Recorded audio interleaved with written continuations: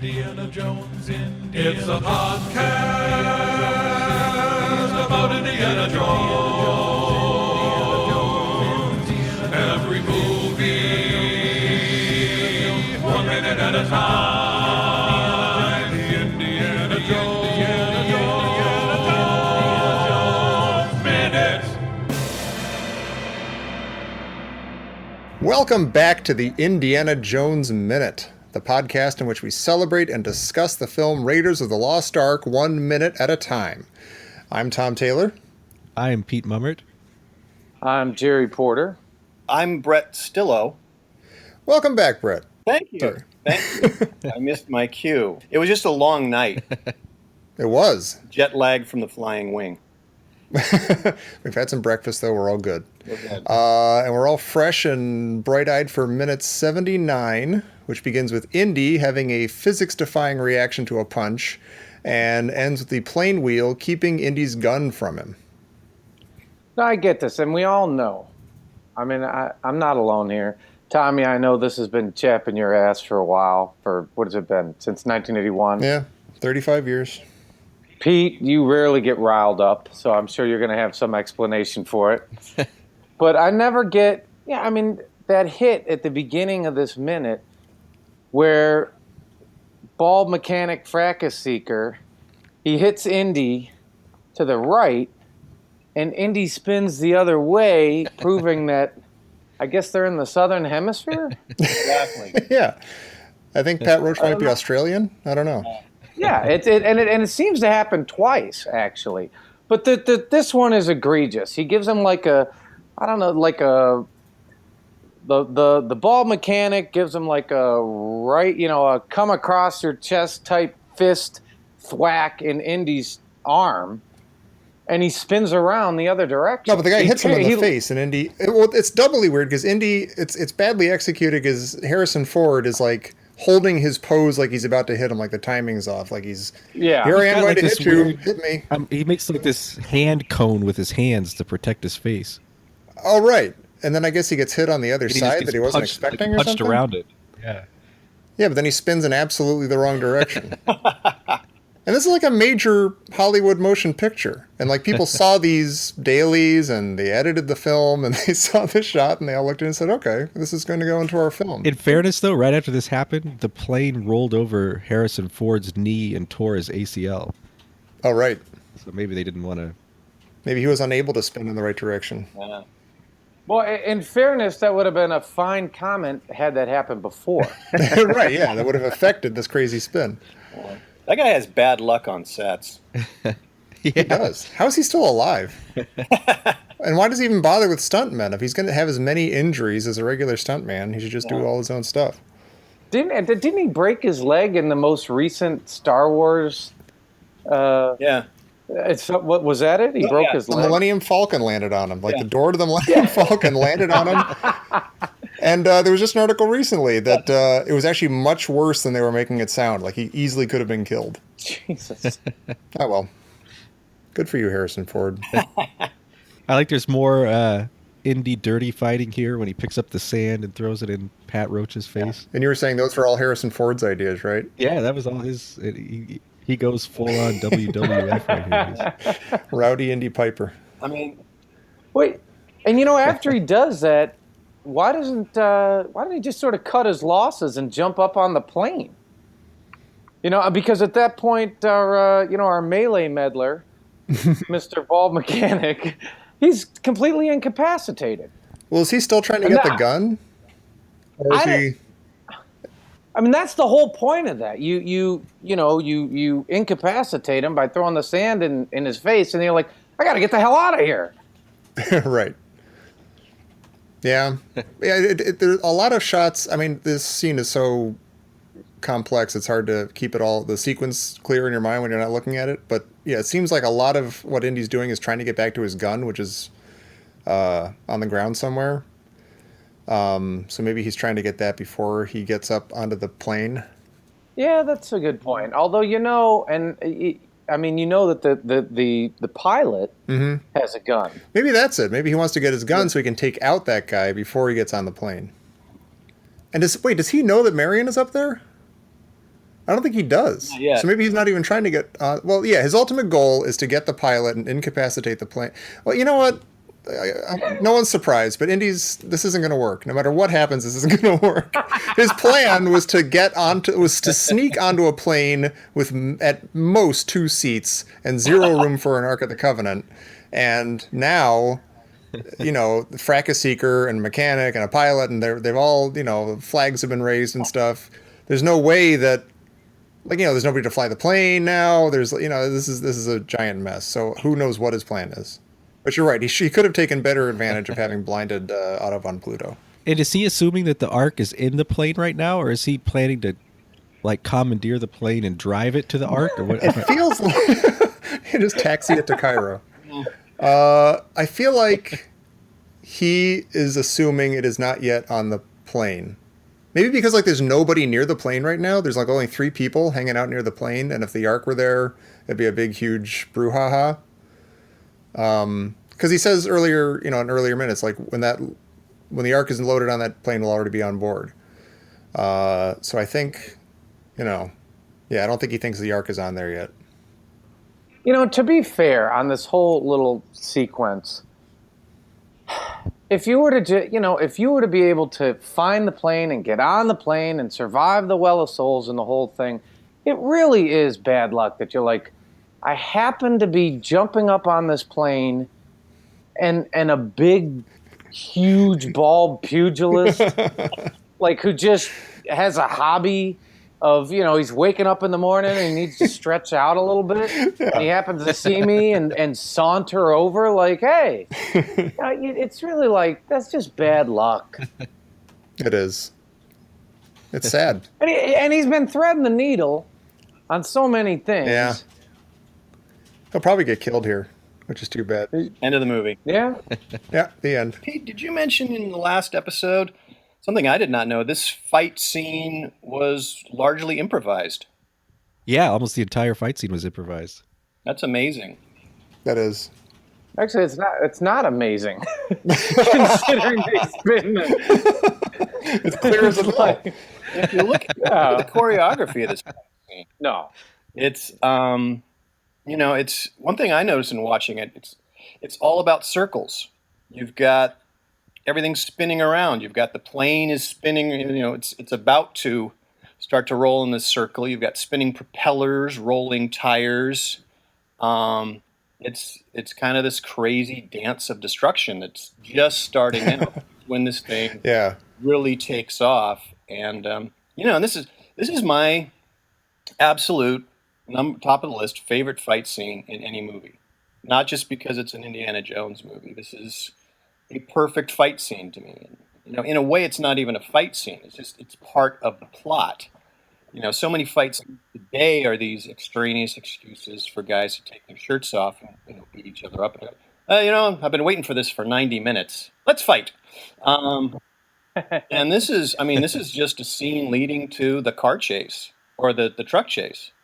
And what we have here is a wonderful Rube Goldberg mousetrap. It gets crazier and crazier. We get Jeopardy, we get double Jeopardy, we get triple Jeopardy. Every second, the stakes keep getting raised. Yeah, and a lot of that is due to Marion clocking that guy with those triangles. Yeah. Clocking Frank Marshall. And I love this because she does a very Norman Fell mugging for the camera right after she does it. Look what I did. I like to think if this were a sitcom, this would be in the opening credits, where she holds up the wheel blocks. And Karen Allen. Yeah, that split second to gloat because then Frank Marshall falls on the throttles, and we are off. Yeah, that's the exact moment this fight scene goes into orbit. You know what's incredible that I never ever noticed before? You notice a lot when you do these things 1 minute at a time.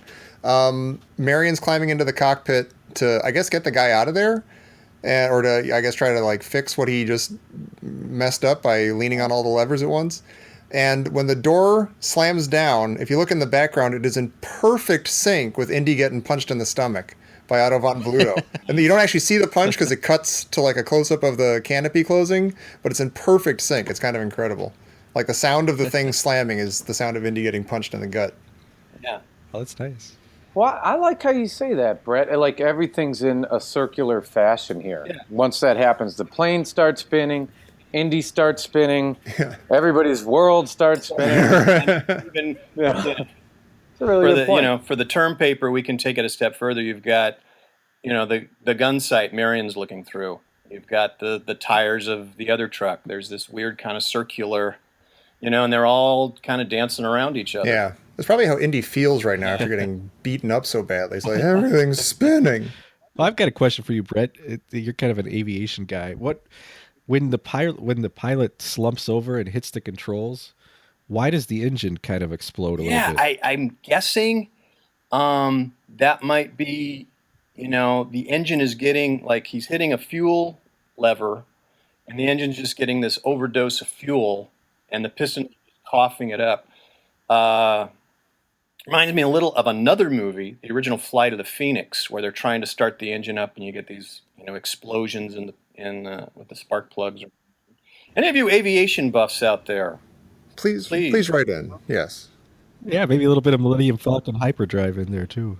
There's definitely a Star Wars sound in there somewhere. Like, I don't know if it's the Millennium Falcon or a TIE fighter exploding or something, but yeah, there's that burst of smoke and sparks is definitely a little Star Wars. He also, if you listen closely, he uses that sort of slumped over. Oh, he makes that noise that you remember the guy in Marion's bar who gets clubbed over the head. Yes. Yeah, and he kind of goes, "Oh."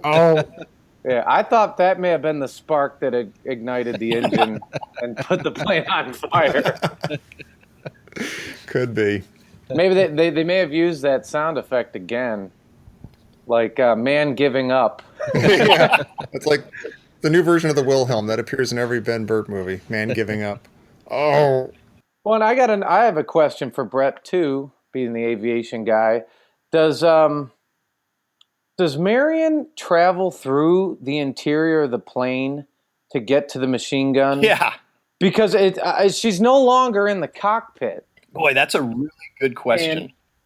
It took me a long time to notice that. Yeah, I think that's exactly what happens. Well, and when you look at the flying wing kind of from above, there's this shot, and you can see kind of a little tube that runs between the two. Yeah. Yeah. It's like a catwalk. And so she sees the Nazis approaching in the lorry, and she's like, "Oh my God, I got to get over to the machine gun." Yeah. Yeah, she's like, this is just like Echo Base back home. Right. Don't get cocky. They don't really show that. There is one like microsecond shot of her like about to like she's looking like she maybe has she turns an idea. around and sort of like she's not looking at the back of a chair, she's looking at a tunnel that goes to the other end of the plane. And yeah, when we've talked about, that this is a dry run for Poltergeist, or, it's got some Close Encounters in it and stuff. This, her gunning down the guys on the truck is very Saving Private Ryan. It's like directly out of Saving Private Ryan. Yeah.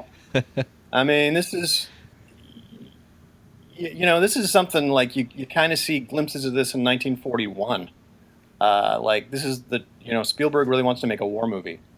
I think that's kind of part of what gives a charge to Raiders is it's 1936, but this is Spielberg's first chance to do action, a war movie.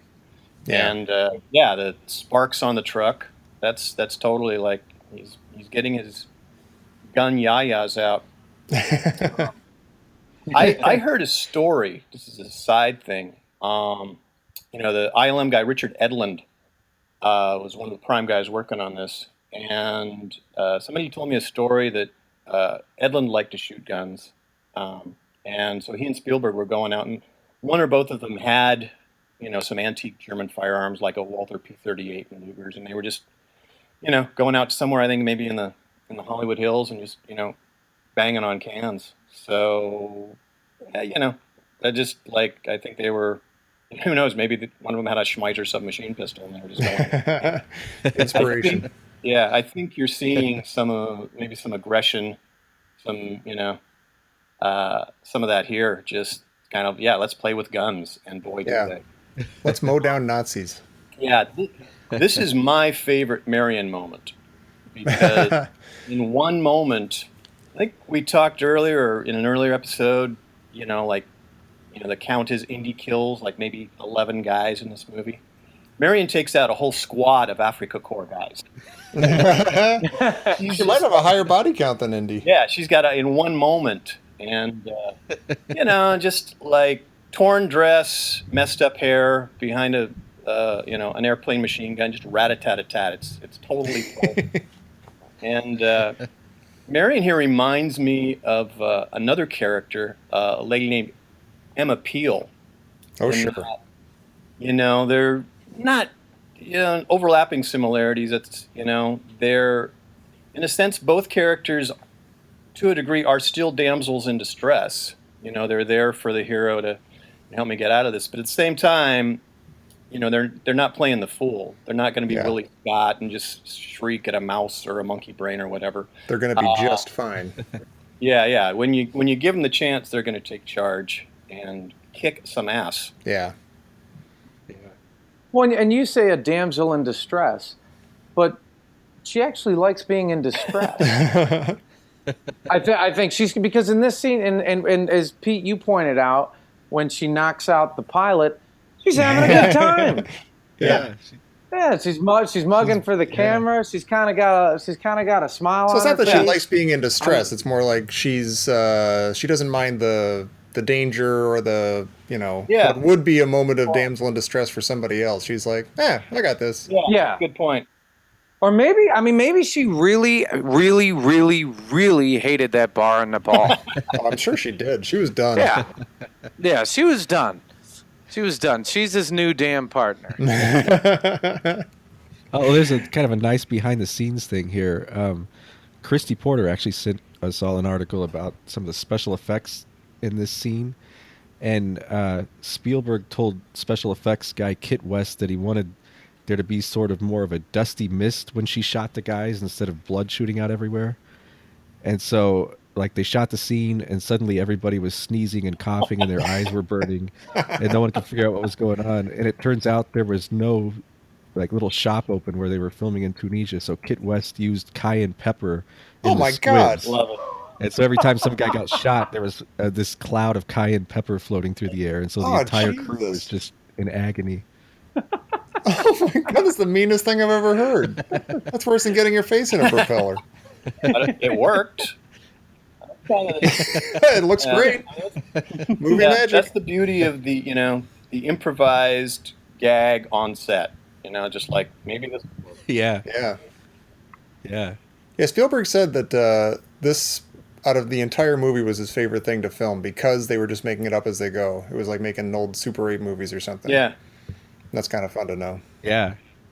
Like I always assumed that this had, storyboarded and the whole thing, and maybe there were some preliminary notes, but yeah, I'm picturing Spielberg, looking at that set, the plane's in that sort of like circle in the very beginning, and imagining everything's going around in circles. It's kind of a perfect Raiders moment. There's a lot of gags. In a sense, it's light, it's kind of comedic, but again, the stakes are high. We've got whirling propellers, we've got aviation fuel, which is kind of streaming. It's kind of flowing with a mind of its own, just like the flame in Nepal, in the bar in Nepal. Well, now that's what I like about that, and I think you see at the very end of this minute is, and I'm attaching this to the Wrath of God stuff, because I think God shows up at the last minute here. When the wing of the plane, hits the gasoline tank, and the gasoline starts inexplicably cascading out of the truck's fuel tank, kind of like that time in the Sinai Desert when Moses struck a rock and water poured out of the rock. I'm like, that's some Old Testament God shit right there. I guess so. A little more. It doesn't make sense. It is clearly water. Well, and it doesn't. It's like the cap just comes off, and all of a sudden it's like the water's like. The water, the gasoline. No, you were right. It's water. Yeah, I think that's like a throwback, like Moses homage minute. That's funny. Maybe you did go to Sunday school. Look at you. Yeah, it's kind of Moses fuel rumpus. It's a Moses fuel rumpus moment. It is. You know, Pete, I love you, Pete. Aw, I know, Jerry. this is beautiful. Well, on that loving note, does anybody else have anything for 79? I think we're good. All right. I'm going to say, hey, There's a lot. tomorrow, remind me. I promised you guys on Monday. I had a little story. Ooh.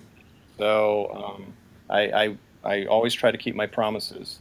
Again, I knew the ending of this movie months and months before you guys. That's crazy. I don't know if I should be envious of you or if it's like sad that you. Although you know what, I knew the ending of. I knew all. I read the comic book of Return of the Jedi before the movie came out, so and I know how it feels to feel cool, like knowing stuff, but also like, oh, I just ruined the movie for myself. But no, that's incredible. I want to hear that.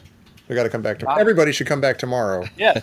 I was just playing with Hot Wheels. You're playing with a broken X-wing. Yeah. Courtesy of me. Sorry. I publicly apologize for breaking your X-wing, Jerry. I'm sorry. You I did. Those wounds run deep. Well, Pete, where can people find us to share their stories of broken dreams and broken X-wings and gushing water? Your best place for Broken X-Wings is on our Facebook page, Indiana Jones Minute and the Listener Crusade, or you can find us on Twitter, you can find us on Instagram, or at indianajonesminute.com. Beautiful. And everybody, please come back tomorrow, not only for Brett's story, but also to find out what happens in this crazy rumpus fracas. For minute 80. Gosh, 80. We're getting there. Minute 80 of Raiders of the Lost Ark here on the Indiana Jones Minute. Oh. That's the second minute that we have a. Oh.